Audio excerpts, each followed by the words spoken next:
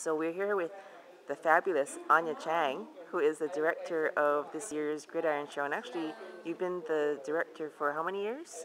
This is my 5th year. Okay, and so tell us a little bit about the process of how. When do you guys start rehearsing for this?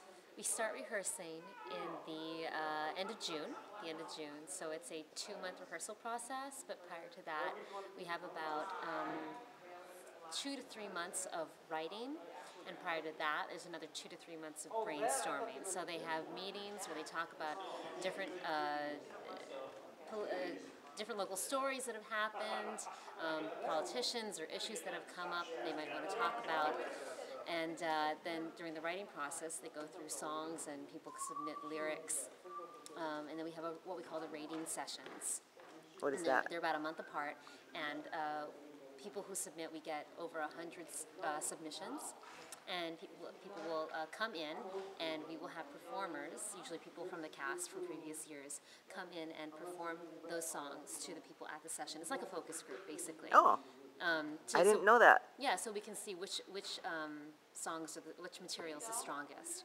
We cut material from there, and then we end up with about 35 numbers, songs and skits, and then we start the rehearsal process, which is basically about them learning the music first from a musical director, and then they come to me and we stage all the numbers. Oh, okay.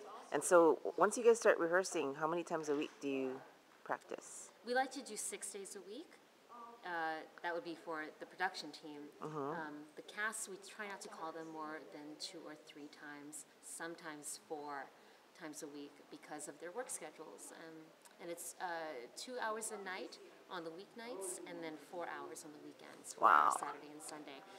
Because of that time commitment, we try to not waste their time, and we schedule our rehearsals depending on their availability. There's a huge calendar that's made at the beginning of the rehearsal process that has everyone's work nights, who does the broadcast on the 6 o'clock news, who has the morning show and therefore can't rehearse at night. And based on this gigantic matrix, we create the rehearsal schedule.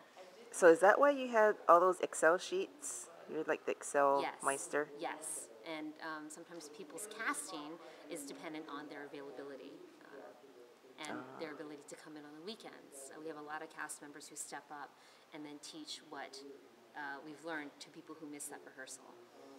Oh, okay. This is a very collaborative effort.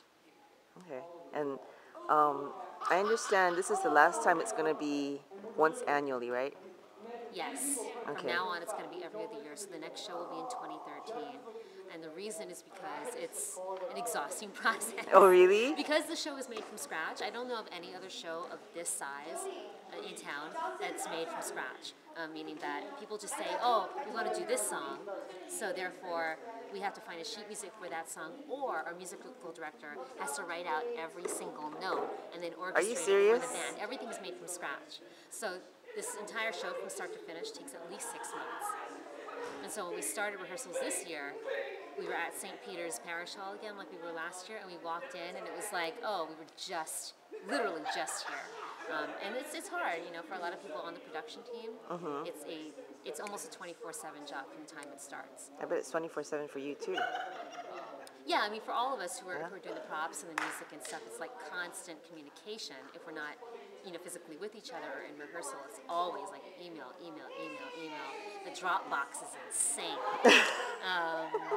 Yeah, so for that reason, to make sure that the material is as good as it can be and that everyone is refreshed every single year for the best possible show, and also so that the cast does not have to rehearse during an election year when they have to cover it on the news. It's a nightmare for them, especially in a giant election like a presidential race or a gubernatorial race or not a regular year, not a midterm election like it was 3 years ago. It was a nightmare. It was a nightmare for them because they all had to work.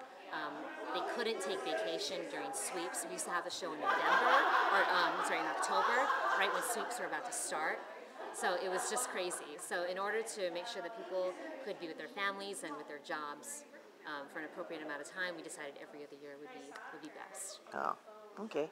Oh, one last question. Yeah. Okay, so you have all this planning that goes into it, like months and months and months in advance. What if something really huge breaks like a month before the Gridiron? A month before is pretty soon. I don't think we've ever had anything break a month before that was big enough to become its own thing. Okay. We've had a couple of like DUIs. I shouldn't put that in quotes. Like legislative DUIs or celebrity DUIs that have happened the week before the show, and we usually address that by putting it into the MC intros that precede almost every number. So There's smart, usually a way no? to do that. We also used to have a bit called the haiku, the Gridiron haiku. Yes. And so that was a good way, and those were always in flux. We never put those in cement until like 2 or 3 days before the show. So if anything late breaking happened, easy to just whip out a haiku in one day, put it in their script, and they read from it to the audience. And it's very, very current. So smart, no? But we put a story into the show as late as 1 day previous.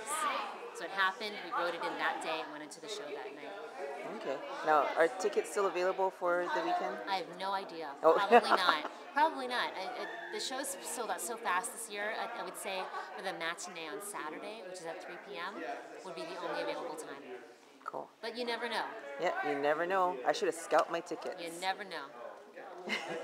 Okay. Well, thank you very much, Ahnya. Sure. Sorry, boring. No, that was exciting. The ins and outs of Dropbox. No, but that's like stuff that nobody ever knows about. Oh, and I got it okay. here exclusively. Here's something exciting. Oh, okay. Well, I think it's exciting. You asked me what my favorite part about the show is, and as of last year, it is the confetti cannon. I love me a confetti cannon. So the spoiler is that there is a confetti cannon again, because once I get it, I want it all the time. And It's but like I the asked Bollywood for, wind machines. Yeah. But I wanted shiny confetti this year. Oh. That's a big plus. Actually, I have a shot of the confetti cannon, and so that's going to be in my gallery. So. Shiny confetti for 2011. Cool. Okay. Thank you. Bye. Thank you.